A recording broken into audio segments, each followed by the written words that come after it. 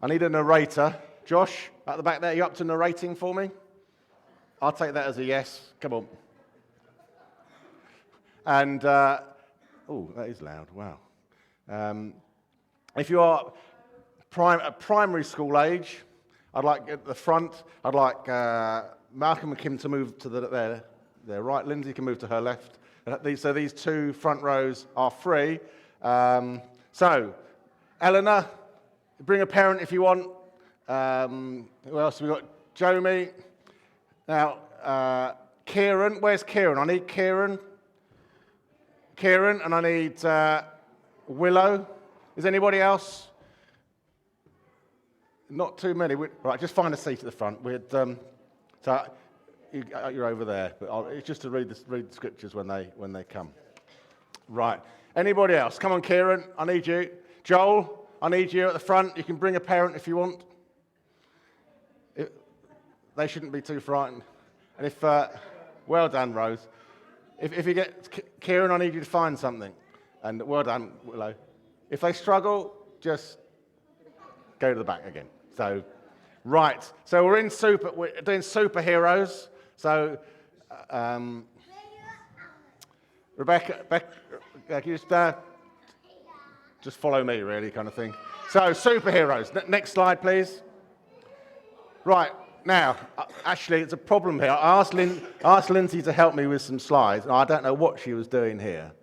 But do they look like superheroes? Why can they not be superheroes? Gabriel, come on, you can come up. You're a big city lawyer. Don't be frightened of being at the front. Right. These are our superheroes this week. Actually, there are 4 of them. We'll only look at one of them. But why can't these guys, they could be ladies, why can't they be superheroes? They can. Right, next one, please. Right, next slide, please. Right, some things to collect. Now, Kieran, you can go find the magnifying glass. Willow, there's a lion somewhere at the front here. I need you to find the lion. Others of you, there are those things to find. They're all pretty much at the front. So can you go and try and find these things? And whoever's got my passport, please look after it. They're all near the front, so Kieran knows where to look. And just come back when you've got them under seats, Joel, and at the side. Okay? So, no, not that far at the front. Under seats at the side. And when you've got it, just go and sit down with it. Okay? You've got the magnifying glass, brilliant. So find a seat at the front with them and look after the magnifying glass. So there's some more things over there. That's it, well done. Calculator, you've got 2. That's fine, that's good. So, Willow, grab a seat. Tell your mum to behave herself. And, okay, Willow, come back to, right, that's great. Anyway, you can wander around. Good man. It's not for you? Well, what team are you? Chelsea, okay, right. Okay, right. Now, to start, next slide, please, Becca. To start the story, right, I need 4 things. Now, if you look carefully, you'll see they've been very carefully chosen. But we have a passport. Who's got the passport? Who's got my passport? Who's got passport? Well done. Right, the box, the fruit, the vegetables, bottled water, well done, and a wine bottle should be somewhere. Well done, wine bottle. South African wine. Now, next slide, please. Actually, the only thing we need is the passport. Now, the passport, who knows what, Joel, what do you need a passport for? Going to different countries. You can't get in or out. When you go back to visit your grandparents, you cannot get in or out of Peru without a passport. And there's my passport there. Now, in our story, the story starts with they didn't need a passport because there was some... Israel was invaded, okay, and they took captive a whole load of people, including some young guys, okay, and so they didn't need a passport because if you are just stolen, you don't need a passport. So they didn't need a passport. Josh, where are you? So, cue Josh to read. Can you use the microphone? You can go sit down with it if you want. Again, I think it'll work.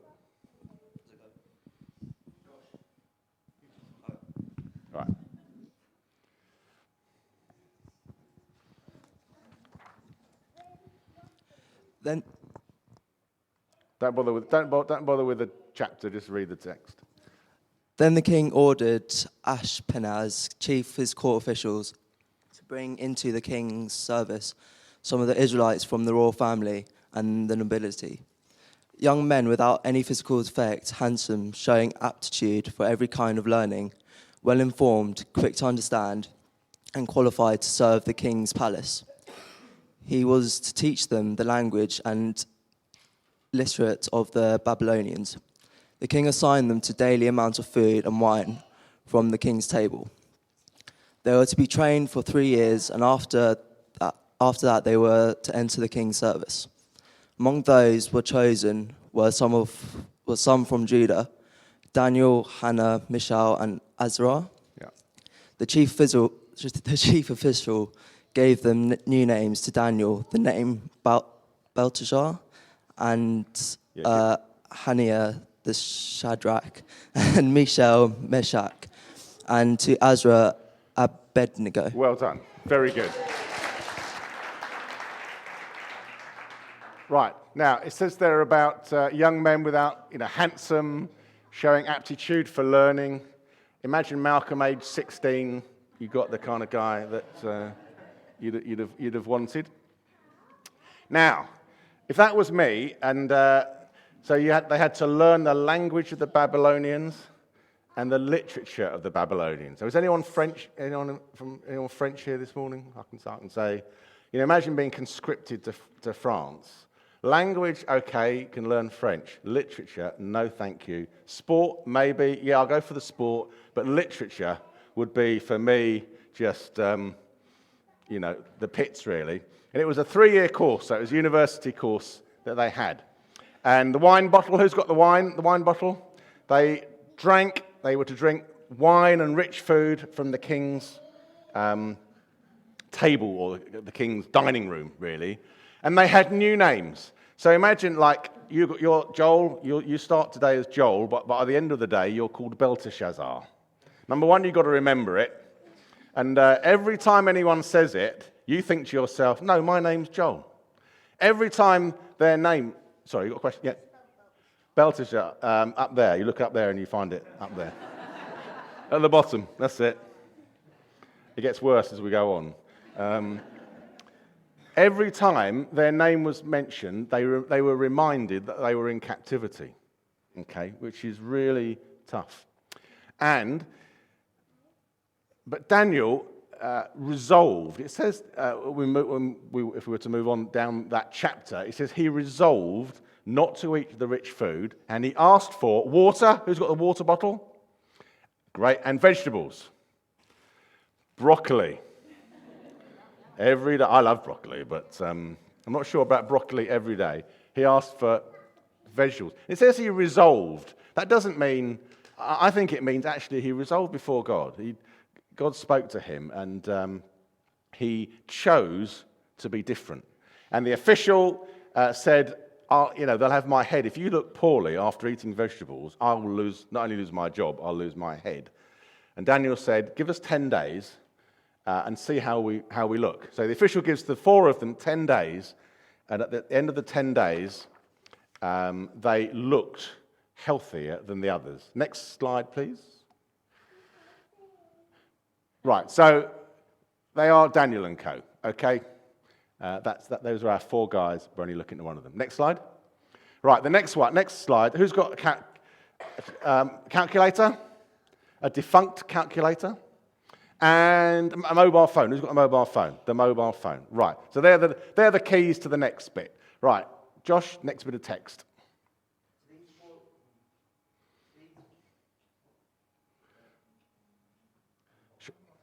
On the bottom. Hello? That's it. To these 4 young men, God gave knowledge and understanding of all kinds of literature and learning. And Daniel could understand visions and dreams of all kinds. At the end of time set by the king to bring them to his service, the chief official presented them to Nebuchadnezzar. The king talked with them, and he found none equal to Daniel, Hananiah, Mishael, and Azariah. Yeah. So they entered the king's service. Right, how on earth does a mobile phone fit into that?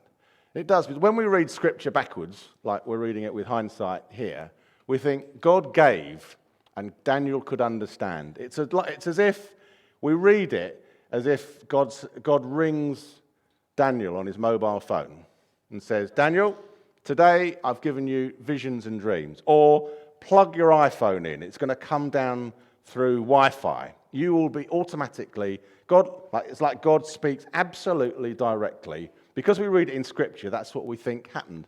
I don't think that happened. I think Daniel began to interpret, began to have visions, and as he prayed, God began to give him interpretation, and then it matured as he continued to pray and worship. And I think we're in danger of thinking that God just dumped ability on Daniel and others in the Old Testament. And I don't think that's the case. I think they grew, God gifted them, they grew into it as they matured, no different to the way God speaks to us today. What was the other thing? The calculator. Right, after this, it says, calculator, that when the king looked at these guys, he found that they were 10 times more able than the wise men, his existing wise men. God is a God of multiplication. I had a phone call one day I rang our bank to do something, and the lady said, do you know you've got some money in your current account? You could put it in a savings account. And I look up the interest rate on a savings account, 0.1%. That means if you've got £1,000 and you save it for a year, you get £1, which is pathetic, isn't it? Now, God does 10 times. God does not do fractions. Okay, God does multiplication, hence the need for a calculator. Right, where do we go? Next slide. Right, pillow. Where's the pillow? That's great. Now, when do we use a pillow? Apart from when we're fighting with our brother, when do we normally use a pillow? So sleep. And does your mum or your dad say, right, sweet dreams or something like that when you go to bed? Don't let the bed bugs bite. Yeah, what's the first bit? There's a first bit to that, isn't there? Night, sleep tight, don't let the big bugs bite. Or sweet dreams would be another way of doing it. Okay? Right, next slide. What's the next slide? Josh? In the second year of his reign, Nebuchadnezzar had dreams. His mind was troubled and he could not sleep. So the king summoned the magicians, enchanters, sorcerers, and astrologers to tell him what he said he had dreamed. When he came in and stood before the king, he said to them, I have had a dream that troubles me, and I want to know what it means. Right, so he was on his pillow. Right, can I have my passport back?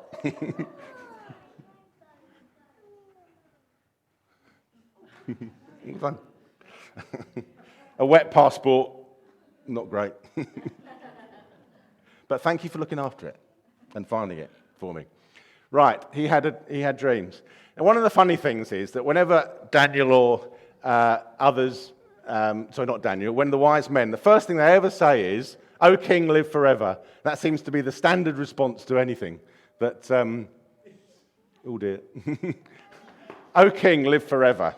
Buttering up to the king. And the king was very clever here, because he said, I want you to interpret my dream. Could you look after my Crystal Palace shirt, please, there, Joel? Sort of scrunching it up. Thank you very much. Do I want you to fold it? You can clean it. You can put it on if you want.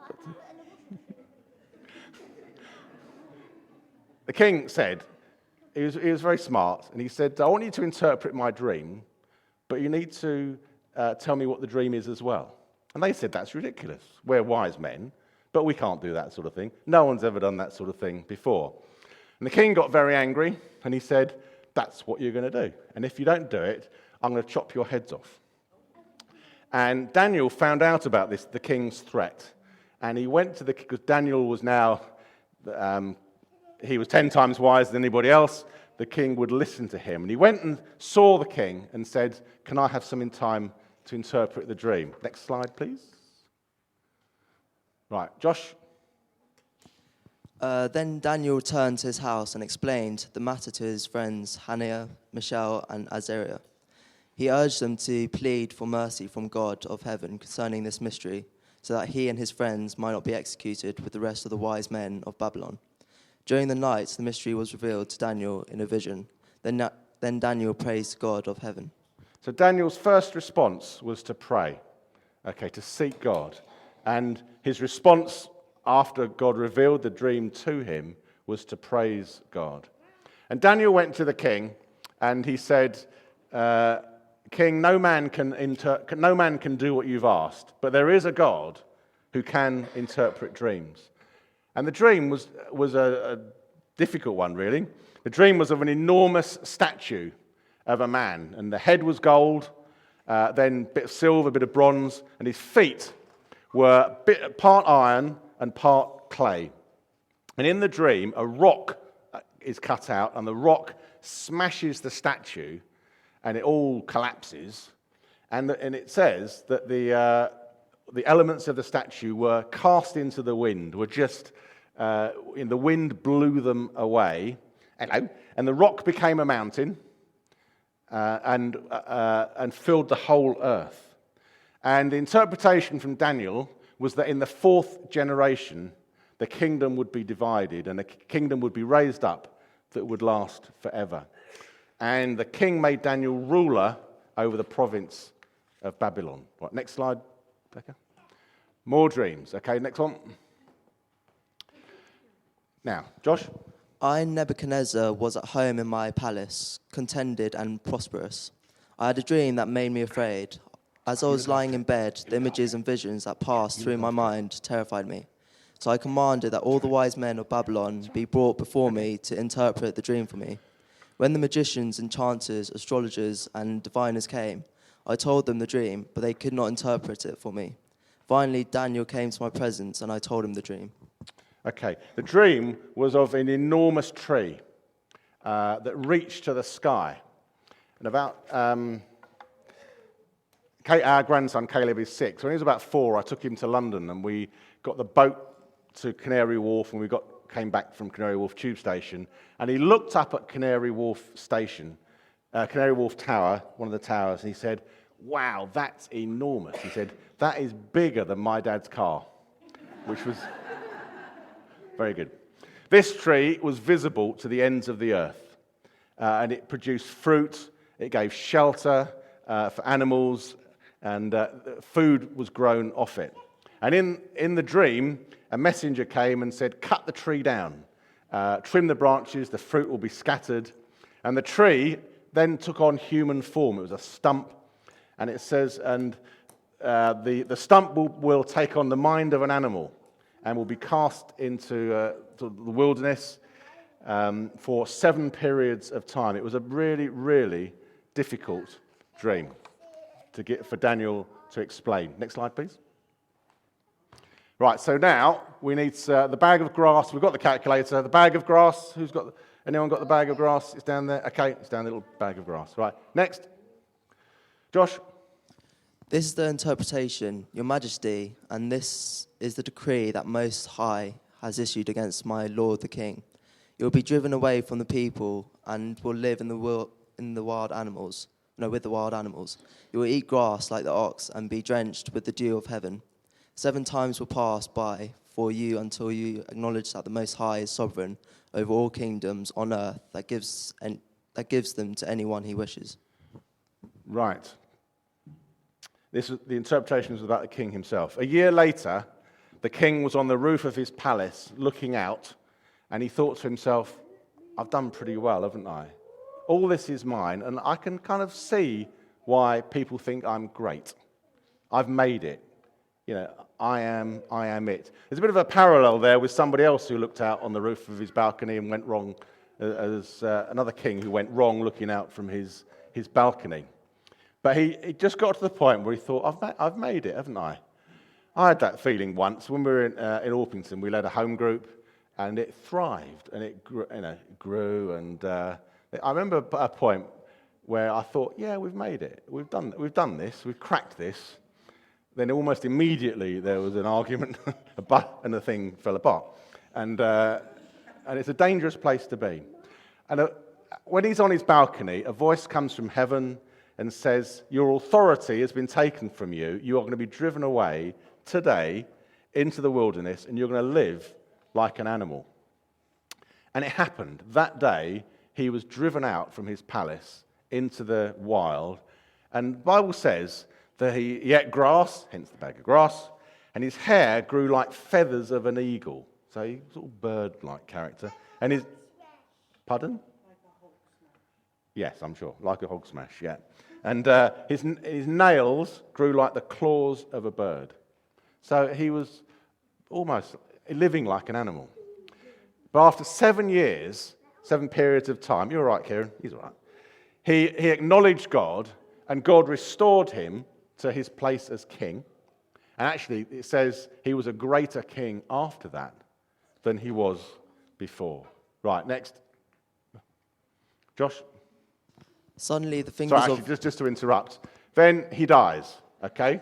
He dies, and he is replaced as king by his son, whose name is Belshazzar. Suddenly the fingers of a human hand appeared and wrote on the plaster of the wall near the lampstand in the royal palace. The king watched the hand as it wrote. His face turned pale when he was so frightened that his legs became weak and his knees were knocking. He held a banquet for 1,000 people. And in this banquet, he decided that they would go, when his dad had raided Israel, he had taken goblets and items from the temple and they'd stored them. And he said, I'm going to take my dad's goblets and we're going to drink a toast to the God of wood and stone and other things. And they do that. And at that point, a hand appears on the wall, and it says his face was pale and his knees were knocking. And the wise men say, "Oh, king, live forever." We don't know what it means. Okay? His wife comes in. I don't know why his wife wasn't at the feast in the first place, but she wasn't. And she says, there's a man in Babylon called Daniel whom God uses to speak. Go and get him. And the king offers Daniel a gold robe, a gold chain and a purple robe if he can interpret the dream. Right, next slide. So here we need a magnifying glass. Who's got the magnifying glass? Magnifying glass and the Crystal Palace shirt. Well done, Joel, looking after it. This is where they come in. Next slide. Now, Daniel brings an interpretation. And Daniel reminds Belshazzar about his father and how what had happened to his father and how his father ended up acknowledging the sovereignty of God. But this is Daniel's interpretation. But you, Belshazzar, his son, have not humbled yourself, though you know all this. Instead, you have set yourself up against the Lord of heaven. This interpretation that was written, Mene, Mene, Tekel, Parsin. Yep. Here is what the words mean. Mene, God has numbered the days of your reign and brought it to an end. Tekel, you have been weighed on the scales and found wanting. Perez? Yeah. Your kingdom is divided and given to the Medes and Persians. Okay. What do we use? Where's the what do you call it? Magnifying glass. What do you use a magnifying glass? To see things that are difficult to see. Right. Nobody needed a magnifying glass to see whether you've got one of you. Good. You found it, didn't you? Didn't you? Okay. I thought you did. You did find it. No one would need a magnifying glass to see was Daniel. Pardon? Yeah, we did, thank you. Yeah, yes, we did. Thank you. It's all right. Let me carry on. You can help me in a minute. Iron Man. No, he was last week. Right. He did not need a magnifying glass to see. Yeah. Right. Iron Man's winning, by the sounds of it. Right. You did not need a magnifying glass to assess, is Daniel speaking for God or not? Okay. Daniel didn't try and hide it, and we'll see it again in a minute. And the Crystal Palace shirt, which needed to come in, if this was me, and he says, I'll give you a gold chain and I'll clothe you in purple, I'll say, I'll have the gold chain, but I want to be clothed in red and blue, please. Not purple. That would be me. And he died that day. Belshazzar was slain that day. Now, Willow, what's on the screen? Come on, what's that? No, not there. Next one. What's that? That is a lion. Yes. Thank you very much. Right, Josh, next one. The royal administrators, prefects, satraps, advisors, and governors have all agreed that the king should issue an edict and enforce the decree that anyone who prays to God or any human being during the next 30 days, except you, your majesty, shall be thrown into the lion's den. Now when Daniel learned that the decree had been published, he went home to his upstairs room, where the windows opened towards Jerusalem. 3 times a day he got down on his knees and prayed, giving thanks to his God, just as he had done before. Right, Darius was the new king, and he appointed 120 rulers around the kingdom and 3 chief ministers over them. One of them was Daniel. Okay, and Daniel was so good at his job that Darius said, I don't need 3 people to lead this country. I need 8. Right, can you go and sit with your mum? Kieran, you go and sit with your mum? Right. I don't need 3 people. I'll raise my voice. I don't need 3 people to lead this kingdom. I need 1. That would be Daniel. And 122 other people ganged up on him. Okay? And they thought, what can we do to bring Daniel down? I'm losing here. I'll lose gallantly. It's right. It's all right. Don't worry. It's fine. It's fine. And they couldn't find anything about the work that Daniel did that they could criticize him for, bring charges against him. The only thing they could find was the fact that he was an immigrant. He was an enslaved immigrant, and that he worshipped God. And so they set up this plan that they decided that everyone ought to worship Darius for 30 days. Now, this is where I should have brought the magnifying glass in. Daniel went back to his room, opened the windows, and prayed 3 times a day. He didn't even shut the windows and pray quietly on his bed. He was quite open, and he continued to pray to God. Right, next slide, please. Josh? So the king gave the order, and they brought Daniel and threw him into the lion's den. The king said to Daniel, "May your God, whom you serve continually, rescue you." Right, the king was distressed. He knew he had been conned by the 122, but the law was the law, and the king said, right, well, the law will be carried out. And it says that he made every effort to save Daniel, but he couldn't change it. And when he dispatched Daniel to the lion's den, he said, "May your God, who you can serve continually, rescue you." Right, why would a king have a lion's den? Joel, why would a king then? Does our queen under Buckingham Palace have a lion's den? Probably not. Why did kings in those days have lion's den? Discipline, yeah, a threat to people. Yeah, any other ideas? Because lions were the most powerful, and your enemies, if your enemies did something they shouldn't have done, you fed them to the lions. That's why, and they were powerful, so they were like a powerful pet. Not that they ever went near them, but he had them there as a threat. Now, next slide, please. Now, hold on. Before that, when we visited Matthew, we have been to a safari park, and when we went near the lions, the attitude of the guy taking us, the driver, changed. They went from being a jovial, cheeky, jovial, chatty guy. When he went near the lions, he was on duty, most definitely on duty. We were told you do not stick your arms out of the vehicle we were in, and he was watching all the time. The stakes changed when we got near the lions, and he was clearly extremely respectful of the lions. Now, Josh. At first light of dawn, the king got up and hurried to the lion's den. When he came near the den, he called Daniel in anguished voice. "Daniel, servant of the king God, has your God, whom you serve, continually been able to rescue you from the lions?" Daniel answered, "May the king live forever. My God sent his angel, and he shut the mouths of the lions. They have not hurt me, because I was found innocent in his sight, nor have I ever done any wrong before you, your majesty. At the king's command, the men who had falsely accused Daniel were brought in and thrown into the lion's den, along with their wives and children.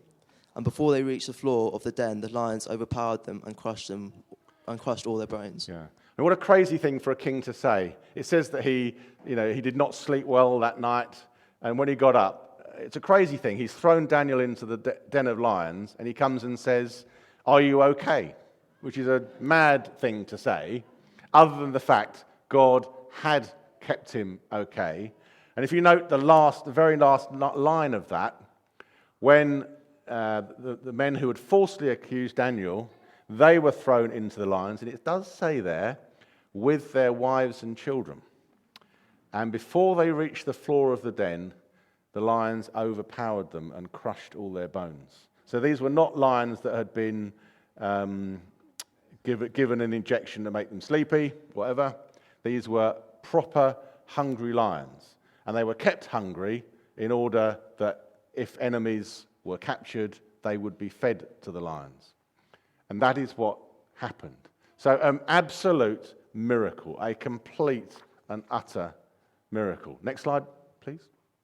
Right. Daniel was he wasn't ordinary in one sense, in that he was from the nobility, he was high-ranking in his own country. But in a general sense, he was an ordinary guy, and his heart was for God. And he honoured God. He started with something very little about the food, and it just grew and grew as God gifted him, and as he used that gifting, it grew. And God honoured him in big things.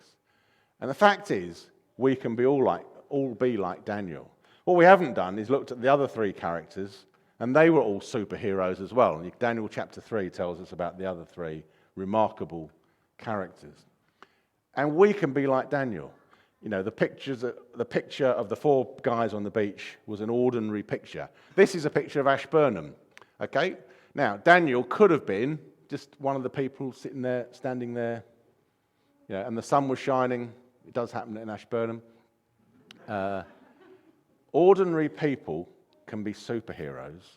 Ordinary people like us can be superheroes. Even young people can be superheroes.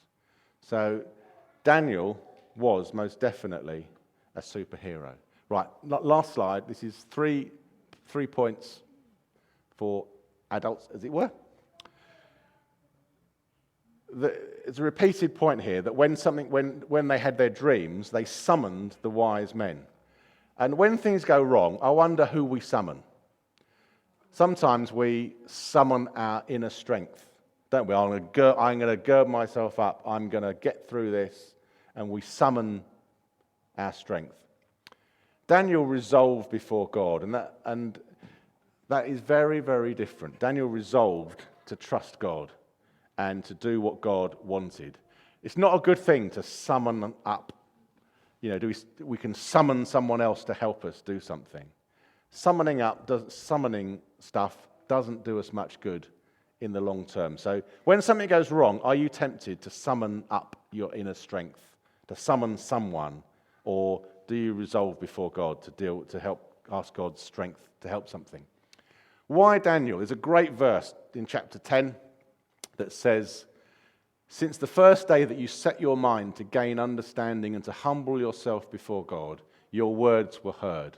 Gaining understanding was not intellect and academic ability, but knowledge of God, understanding of God.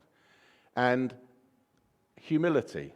Humility will get us a very long way. If we live humbly before God and trust Him and honor and acknowledge Him and seek to gain, to increase our experience and our knowledge of Him, that will stand us in very good stead. And those were the qualifications that Daniel had, that God saw in advance. The last one, a bit cryptic, Nebuchadnezzar had 3 encounters with God. The first one was the dream of the statue, which crashes down. And at the end of it, when he acknowledges God, but he acknowledges your God. So this was Daniel and the others. Hello. He acknowledges your God. It then went wrong, because in the next chapter, is the chapter with Shadrach, Meshach, and Abednego. At the end of that one, he acknowledges God, but he says their God. He talks about their God. And in chapter 4, which we read a little bit about, where he has the dream of the tree, and it's about him, and it happens, he ends up talking about my God. And the only way, actually, we can live a Christian life, thank you very much. The only way we can live the Christian life, actually, if it's personal, you want that? It's all right. Is if it's personal between me and God. You can't live off somebody else. You can't piggyback somebody else's faith. Nebuchadnezzar failed twice in that regard. And we will if we want to live our life just piggybacking off someone else, it doesn't work. And it needs to be between you and God. And that this morning, you can have that. If you've not got a personal experience of Jesus Christ, you can have that. And you can come to the front and we'll pray with you. And you can experience just personally an encounter with Jesus and being forgiven. Can I say thank you to the helpers at the front? And where is the helper at the back? Where's she gone? Where's can't remember. Where's Annabelle gone? But anyway, thank you to Annabelle.